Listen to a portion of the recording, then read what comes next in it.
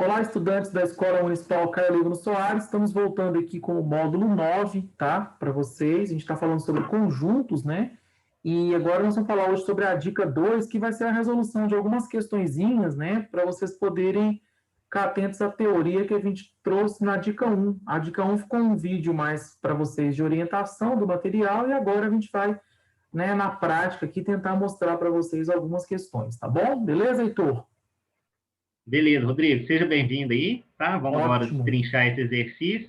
Eu te Isso. passo a bola com a questão da UFOP aí, tá bom? Tá, joia. Vamos discutir, que é uma questão interessante aqui, dá uma discussão boa essa questão. Bom, olha só, gente. Na última dica, a gente falou um pouquinho sobre números, né? Número racional, número irracional, né? Pensar se o número ele tem várias casas decimais, se ele não tem, se ele é inteiro. Então, aqui a gente tem um exemplo, tá? Interessante, que está trazendo para a gente aqui dois números. Um número A, que ele é escrito como 0,4999999. Esses 9 aqui não vão parar. Tá vendo as reticências? Ó? Então, observa que esse número A aí, eu coloquei aqui no exemplo, eu, Heitor, ó, é uma dízima periódica.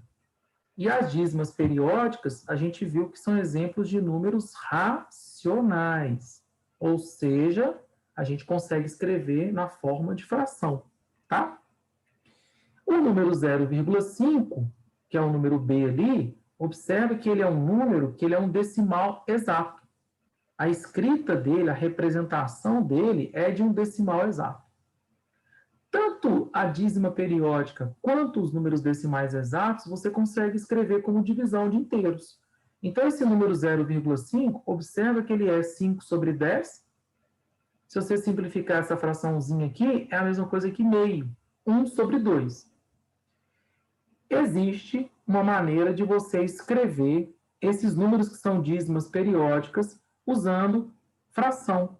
A gente chama de fração geratriz, tá?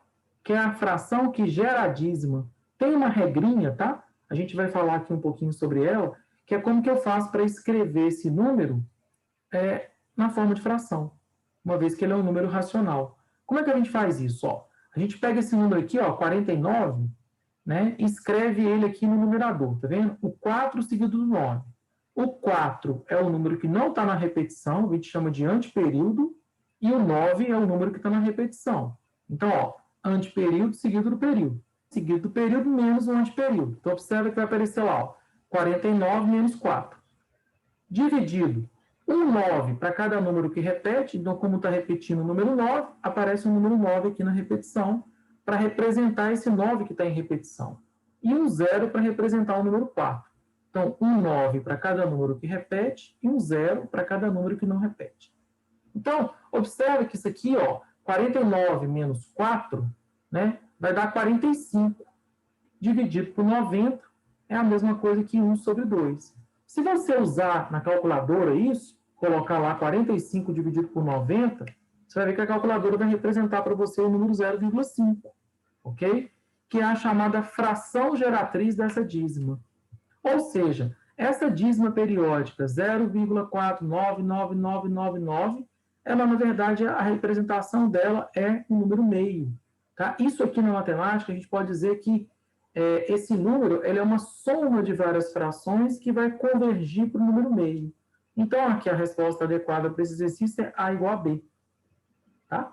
Porque você tem esse número exatamente igual a esse. Tá? Bom, continuando aqui na questão número 2. Observe os números seguintes. Então, você tem o primeiro número aqui, ó, 2,212121. É uma dízima. Tá? Periódica, que eu também posso representar na forma de fração, ok? O número 3,21222223, professor, tem reticências, então também está repetindo? Olha só, aqui nesse caso, a repetição ela não é a mesma, tá vendo que as casas decimais aqui, ó, não estão em repetição? Então isso aqui é um número que a gente não pode estar aqui dizendo que ele está representado com uma dízima periódica, tá bom? O π sobre 5, ó, o Heitor já tinha falado do número π lá, ó. O número π é um número irracional, né? Então, se você dividir esse número por 5, ele vai continuar sendo irracional. O 3,14 é um decimal exato. Cuidado, porque tem uma quantidade de casas decimais definidas aqui, tá vendo? Esse aqui é um decimal exato. E o número raiz quadrada de menos 4, ele não existe. Porque se você for extrair a raiz quadrada de um número negativo, ela não vai existir em R. Então, um detalhe importante. Assinale a alternativa que identifica os números irracionais que tem escritos aqui nessa nossa representação. Ó, aqui a gente tem uma dízima não periódica, que é esse número 2. Então, ele não é um número racional. E aqui a gente tem o número π sobre 5, que é um número irracional. Então, 2, o item 2 e o item 3 está representando para a gente aí o que a gente está pedindo, que são os números irracionais.